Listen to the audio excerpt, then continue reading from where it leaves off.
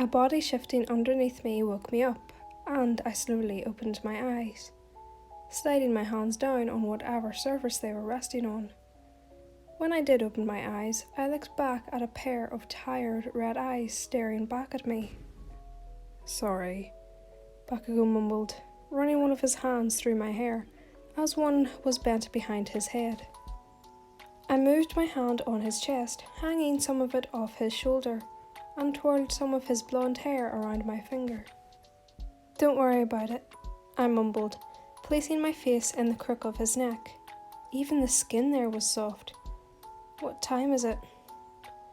7 a.m. As I was gonna wake us up in 30 or some shit. I groaned, rolling off of Bakugou and laying on my side with my back towards him. He moved on his side too, wrapping an arm around my waist, and pulled me into him. "Whose room are we in?" I whispered, grabbing his hand that was underneath my head and slipping my fingers in between his. "Mine. Did I fall asleep in the woods?" "Yeah, I had to fucking carry you back." "I'm sorry," I mumbled. "It's fucking fine, idiot." "Well," I turned towards him, our faces meeting only inches away from each other. "You constantly sound annoyed because you need to swear." "Why the fuck do you say it like that?" "I do, or I'll have fucking withdrawals," Bakugou said, with a little smirk. I smiled and kissed him, turning back and leaning into him. "Shouldn't you get up?" "You want me gone?" "Never fucking said that." I sighed with a little laugh chuckle. "I'll glitch over there in a few."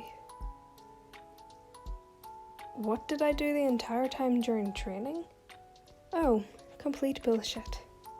I tired myself out with constantly glitching around. Shota made me do the sidestepping test, the same one we did on the first day. He also made me glitch around and ask the teachers if they needed anything. "Wan," Shota yelled from the opposite side of the training grounds. "Come here." I sighed, glitching away from Midoriya, who I was getting a drink for, since he was overworking himself a bit. When I glitched over, I leaned over on my knees. "What the fuck do you want?" Shota's scarf wrapped around me and pulled me up to look at him. He pulled me close to talk under his breath so only we can hear, like I was a 5-year-old acting up in public. "Don't give me disrespect in public. At home, with just Asashi, your boyfriend and I, is fine. Here, I am your teacher." Shota's scarf threw me down onto my back, slamming me into the ground. "Now, I need you to run and get your boyfriend water." "Keep your voice down," I cursed under my breath, slowly standing to my feet with a little wobble. Before he could attack me with the scarf again, I glitched away to the main building. "Mandalay, can I have another—" My feet shook and I fell, grabbing onto the counter. "Another water bottle." "Are you sure you're okay to continue glitching around? You're pale," Mandalay said, walking over with a bottle of water and placing her other hand on my shoulder. "You should rest." I sighed, grabbing the water from her and flashing her a tired smile. "I'm fine, Mandalay." I glitched back away to where Shota was, since he was working with Bakugou, and tossed Bakugou a water, who easily caught it. Easily, he caught me too, because right after I threw the bottle of water, which seemed as if it was 100 pounds, I collapsed, feeling the familiar strong arms catch me and wrap around me. "You fucking pushed her too hard, you dickhead," Bakugou yelled, as my eyes slowly closed. I reached up and weakly slapped his cheek. "It's not his... Don't yell," I mumbled, letting my hand slide down his face and chest. "Take YN to the infirmary," Shota said. "We'll finish this tomorrow." Bakugou hushed swear words under his breath as he picked me up and started walking. "Are you still conscious?" "Can I not be? I really want to pass out." Bakugou sighed. "Go ahead." Waking up, I had a headache. Not only that, but the cuts and bruises on my body either ached or stung. Sitting up caused a sharp, stabbing pain in my side. The feeling of a hand on my back helping me sit up surprised me. There was also a hand placed lightly on my thigh, with its thumb lightly rubbing back and forth. I slowly looked over, not wanting my head to get more dizzy, or the migraine to increase, at where the hand came from to see Bakugou leaned out of his seat a little. "Hey, Katsuki."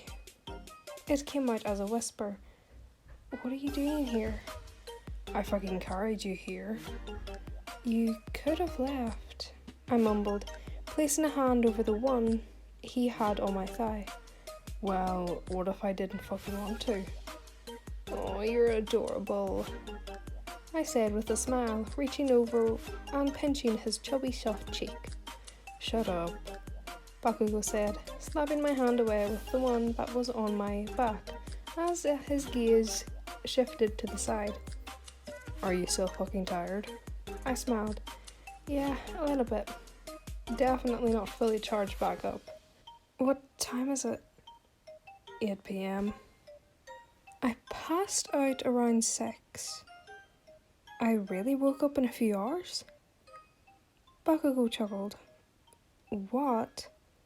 "A few hours plus 24. Come again?" "You've been sleeping for 26 fucking hours. One time I was asleep for 40.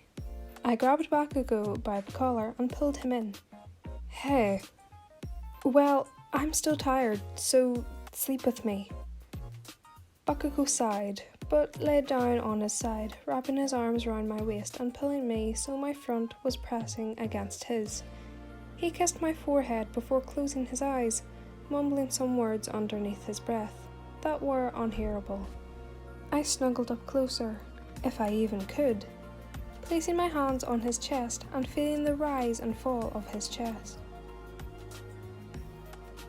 When I woke up, not only was Bakugou gone, but I had this weird feeling like something wasn't right. I sat up and tossed the blankets to the side, picking up my phone, which sat on the nightstand as I began to dial Shota's number. "YN, what? Are you okay?" I asked, looking at myself in a full-body mirror in the room. My clothes hadn't changed and probably hadn't for the whole day I was sleeping for. "Fine. Why wouldn't I be? Is something wrong?" "I just have this," I started to say, with a sigh as I slipped on my shoes. "Icky feeling, dude. Stay close to the students." "Little too late for that." I felt my stomach drop. "What do you mean?" "Just sent Shoji Tokuyama, your boyfriend, and Todoroki into the woods." "Just say Bakugou." I grabbed the jacket, Bakugou's, which hung on the hanger, and ran out the door. "It's more fun this way. Just keep your guard."